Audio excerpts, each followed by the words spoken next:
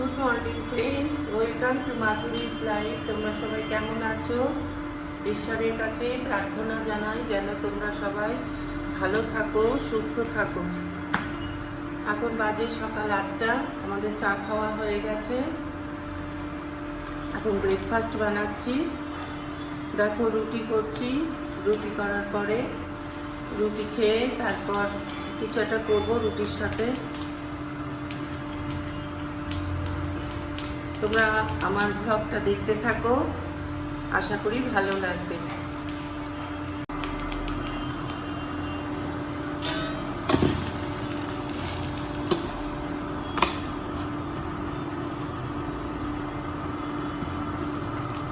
এই রোজকার একঘেয়ে কাজ, রুটি করা, তরকারি করা।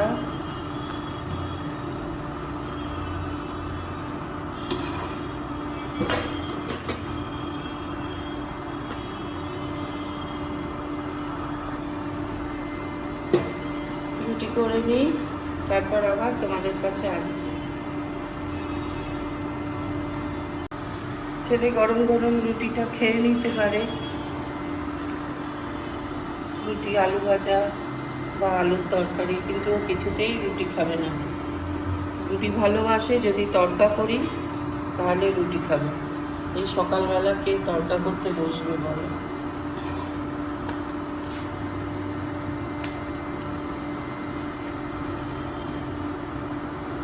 ভাতই ভালোবাসে, ভাত খেয়েই অফিস যাবে, 9টার সময় বেরিয়ে যাবে। ভাত হয়ে গেছে, ভাত আর ডাল হয়ে গেছে, তার সঙ্গে একটু আলু ভাজা করে দেবো আর একটা ডিমের অমলেট করে দেবো।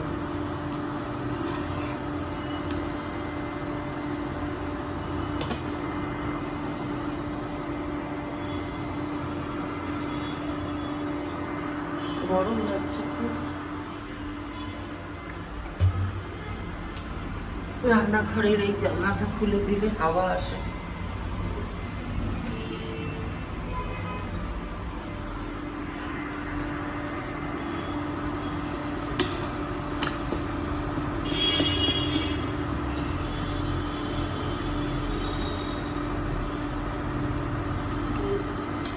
আমাদের 4টে রুটি করে নিই, হয়ে গেল করা।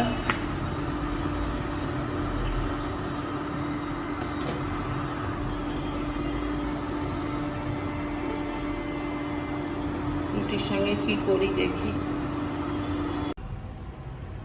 রুটি হয়ে গেল, হাজব্যান্ডকে দুধ দিয়ে দেবো।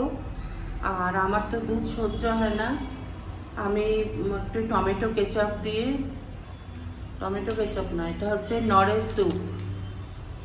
এই দেখো, এটার মধ্যে একটু মাখন দিয়ে নিই, নরের স্যুপটা গুলে নিয়ে সেটা দিয়ে রুটি খাবো।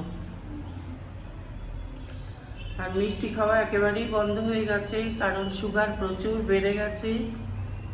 ওখানে রোজ কলকাতায় পাটালি গুড় খেতাম শীতকালে, তোমরা দেখেছো হয়তো আগের ভিডিওগুলোতে।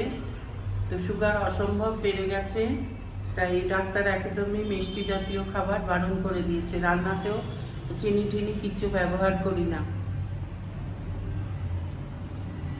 দেখো, হাজব্যান্ডের জন্য এই দুধ আর রুটি, আর আমার রুটি রেখেছি, আর এই স্যুপটা গুলে নেব, ওই দিয়ে খেয়ে নেব। অনেক নিয়ম করে চলছি এখন। ভাত একবেলা খাই, একবেলাও 1 কাপ ভাত খাই, আর রাত্রিরে তো খাই না, ওটস খাই, নাহলে রুটি খাই। তো চলো আমার স্যুপটা গুলে নিই।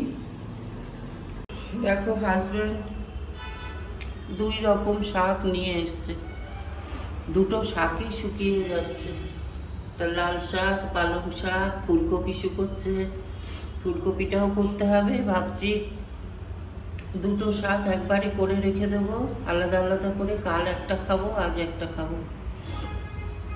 ছেলে তো খায় না, আবার রাতেও খাওয়া যাবে না, তো কত শাক খাবো। তাই রান্নাটা করব, পালং শাকও রান্না করব, লাল শাকও করব। লাল শাকটা ভাবছি কালকের জন্য রেখে দেবো, আর পালং শাকটা আজকে খেয়ে নেব। ফুলকপির তরকারি করব, একটু চিংড়ি মাছ দিয়ে করার ইচ্ছে আছে। আর দেখি কি করি, ডিমের ঝোল করতে হবে, আজকে মাছ নেই। কেটে নিলাম এগুলো, লাল শাকটা কাটলাম, পালংটাও কাটলাম, আর আলু ফুলকপিটা ওই চিংড়ি মাছ দিয়ে, অল্প একটু চিংড়ি মাছ ভাজা রাখা আছে, সেটা দিয়ে করে নেব। লাল শাকটা কালকে খাবো, আজকে পালংটা খেয়ে নেব। আর ডিম কষা করব, কারণ মাছ নেই, ডিমের ঝোল রান্না করব।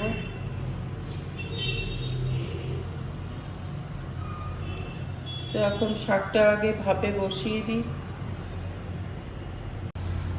দুধটা জাল দিয়ে রাখলাম, 2 প্যাকেট একসঙ্গেই জাল দিই। আজকে অনেকটা দুধ উপচে পড়ে গেছে, আমি বসিয়ে রেখে সরে গেছিলাম একটু 2 মিনিটের জন্য, এসে দেখি পুরো এই জায়গা ভর্তি হয়ে গেছে। যাক গিয়ে আবার সব মুছে টুছে ঠিক করলাম, একদিন ওরকম হতেই পারে বলো। আর এই যে দেখো লাল শাকটা আমি তো একটু ভাপ দিয়ে করি, লাল শাকটা সবুজ হয়ে গেছে, লাল জলটা ধুয়ে চলে গেছে। আর এখানে ছেলের পাঁপড়টা ভাজলাম। এই লাল শাকটা আজ আর খাবো না, কালকে খাবো। আর এই হচ্ছে ভাত, কি একটা পড়েছে, শাকের টুকরো। আর এখানে হচ্ছে ওই চিংড়ি মাছ দিয়ে আলু ফুলকপির তরকারি করেছি।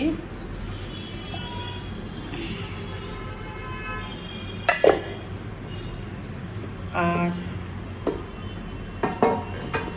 এখানে আছে পালং শাক, এটা আজকে আমরা খেয়ে নেব। আর এই 3টে ডিম, এইটা ছাড়াতে গিয়ে ভেঙে গেল, যাকে ভাঙাটাই আমি নেব।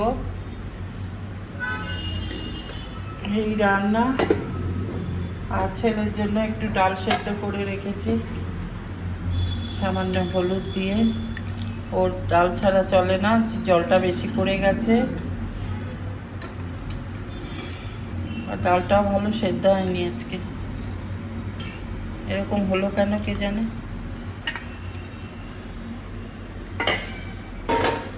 এই এখন ছেলে এসছে অফিস থেকে, এখন 2 বাজে,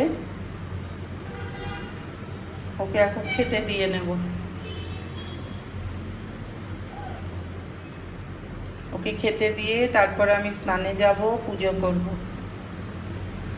জামা কাপড়গুলো আমি এখানেই মেলে দিই, সবাই ছাদে গিয়ে মেলে, কিন্তু আমার আর উঠতে ইচ্ছা করে না, সব মেলে দিয়েছি। দেখো সব বাচ্চাদের স্কুল বাসগুলো যাচ্ছে, খানিকক্ষণ এখানটা এসে দাঁড়ালে খুব ভালো লাগে।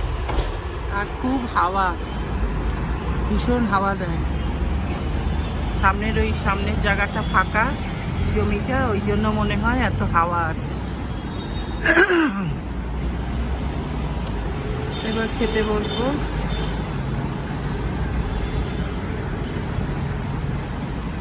আজকের ব্লগটা আমি এখানেই শেষ করলাম।